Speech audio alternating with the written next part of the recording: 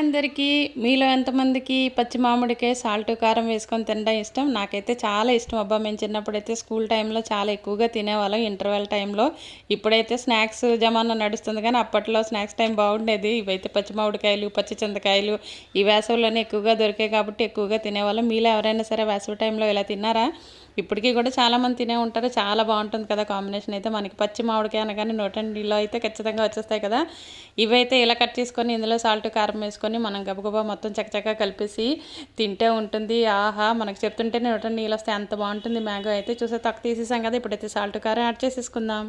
మీరు మీ చిన్నప్పుడు ఎప్పుడైనా సరే స్కూల్లో ఇలాగా పచ్చి మామిడికాయల్లో సాల్ట్, కారం కలుపుకొని తిన్నారా? తినే ఉంటారు నాకు తెలిసి. తిన్నవాళ్ళు ఎవరైనా సరే కామెంట్ సెక్షన్లో అయితే కామెంట్ పెట్టండి మర్చిపోకుండా.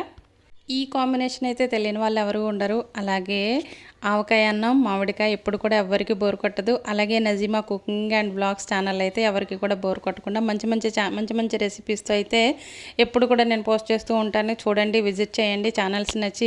వీడియోస్ నచ్చినట్టయితే లైక్ చేయండి, షేర్ చేయండి, అలాగే కామెంట్ చేయండి. అలాగే ప్రతి ఒక్కరూ కూడా ఫస్ట్ టైం చూస్తున్న వాళ్ళైతే ఛానల్ అయితే సబ్స్క్రైబ్ చేసుకోండి. Keep watching Nazim cooking and blogs.